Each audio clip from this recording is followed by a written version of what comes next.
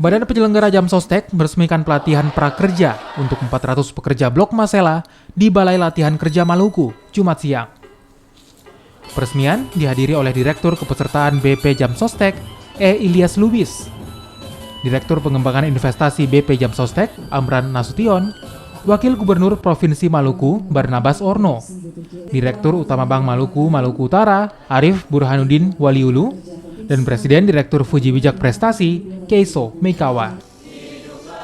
Pelatihan prakerja ini merupakan tindak lanjut dari nota kesepahaman pelatihan prakerja bagi para calon pekerja yang akan ditempatkan di proyek-proyek prakonstruksi Blok Masela.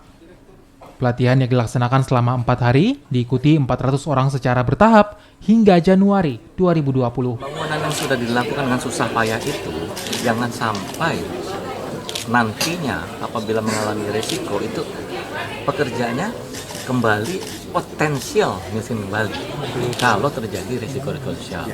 Oleh karenanya kami ikut di dalam program ini, ikut memberi kesiapan bagi para pekerja dari warga Maluku untuk siap bekerja di Blok Masela.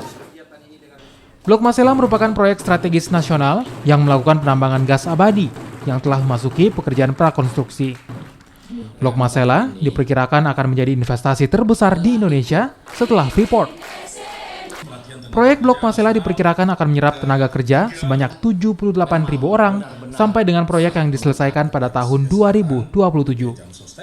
Proyek ini akan meningkatkan cadangan migas Indonesia sampai dengan 300% dari posisi saat ini. Sinergi untuk menyiapkan anak-anak Maluku. Nanti ada 200 di kota Ambon. Iya ya?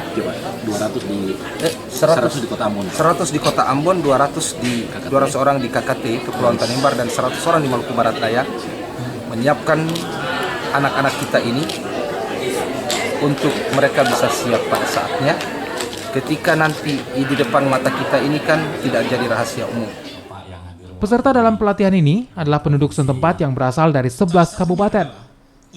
Kegiatan ini sekaligus menjadi momen penyerahan bantuan pada 8.250 pekerja rentan dari Bank Maluku, Maluku Utara, yang diserahkan Wakil Gubernur Maluku, Barnabas Orno, pada Direktur Pengembangan Investasi BP Jamsostek, Amran Nasution, melalui Gerakan Nasional Peduli Perlindungan Pekerja Rentan.